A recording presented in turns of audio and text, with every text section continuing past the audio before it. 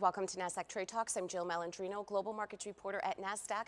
Joining us at the MarketSite studio in Times Square, New York City, we have Carin Pai. She is the head of portfolio management and equity strategy at Fiduciary Trust International. We're going to discuss positioning portfolios for the second half of 2023. Carin, it's great to have you with us. Welcome to Trade Talks. Great to be here, Joe.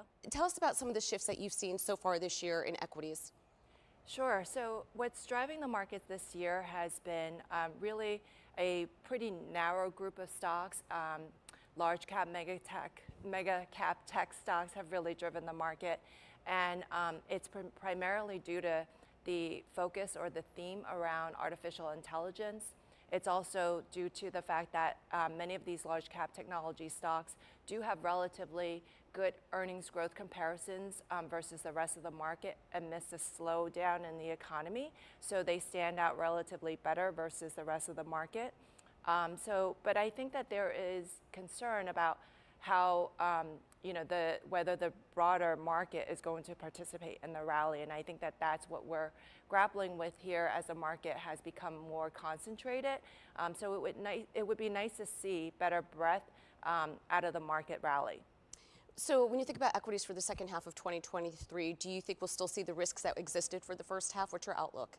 So I think the market has really been pricing in the expectation that the Fed's going to pause interest rate hikes. I think that's been ultimately a big factor in the market, and that's also contributed to the performance in tech stocks as well.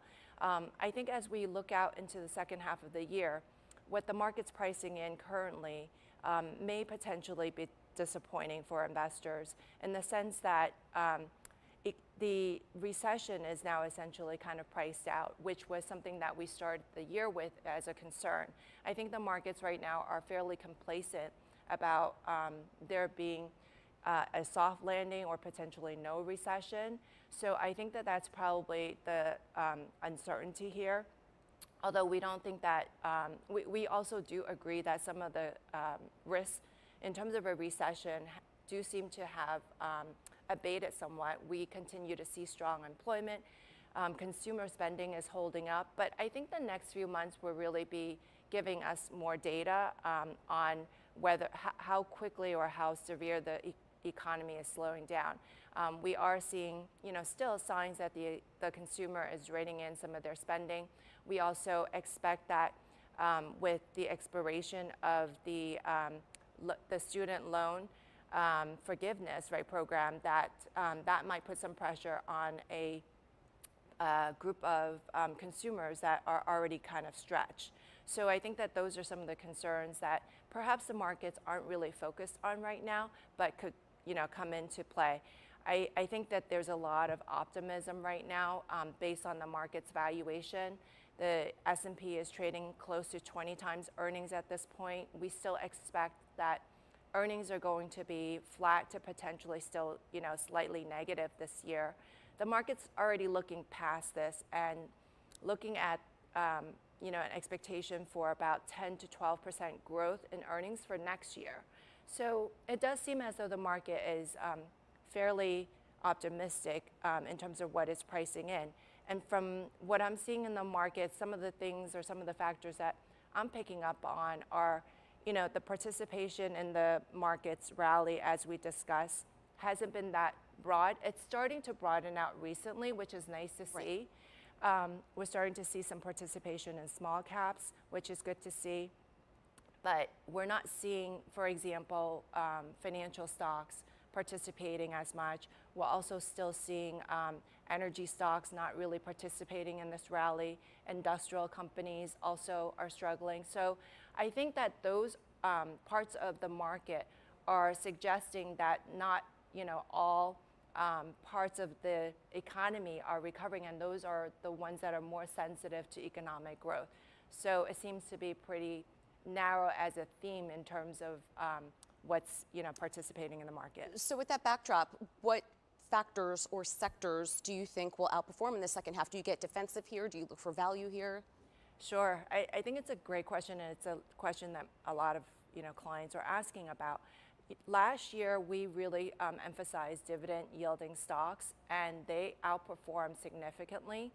This year, with the rotation in the market, it's not surprising to see some of those stocks actually having underperformed. And they're underperforming actually significantly relative to the rest of the market. We're seeing the widest underperformance in dividend yielding stocks compared to the market, as much as it was in the dot-com bubble. Not quite there yet, but the spread of performance between dividend growth stocks and the rest of the market, given how narrow the rally has been, means that there's actually even better opportunity in dividend growth stocks. That's where I think investors could gravitate towards, focusing on companies with cash flow growth, focusing on those stocks that are better valued in this market and are underappreciated at this point as we look out to the rest of the year. Yeah, I mean, you also had the opportunity in fixed income this year as well. And then you're also allocating to different parts of the market, a lot of alternatives, a lot of private, so yes. Not much of a surprise. But when you think about sectors, do you start to look at staples here? Do you start to look at energy potentially that is underperformed? Sure. From my perspective, I do tend to look at what hasn't been priced in and where the opportunities are. And I do think that from a sector standpoint, there are opportunities, better value, better relative value in healthcare, good opportunity in consumer staples companies, and even in energy, where the fundamentals and the cash flow is strong. So yes, those are kind of naturally where you're finding a lot of the dividend growth stocks that are underappreciated in this market. How can investors prepare their portfolios for the second half of 2023? So I think from an asset allocation standpoint, I think this is a good time to rebalance and to take advantage of some of the market strength that we're seeing here. I would still say that we would have a preference for U.S. Large cap stocks over international. I think that we're seeing that reflected in the performance of the U.S. dollar. There's just an interest in U.S. assets. And I also think that the theme around artificial intelligence and what has contributed to some of what's driving the market means that there is a sense that investors are looking for, in some ways, safety in this market that is probably going to, at some point, reflect the slowdown in the economic cycle, which I don't think it is yet. All right, Carin, appreciate the insight. Thanks for joining us on Trade Talks. And thanks for joining me. I'm Jill Malandrino, Global Markets Reporter at Nasdaq.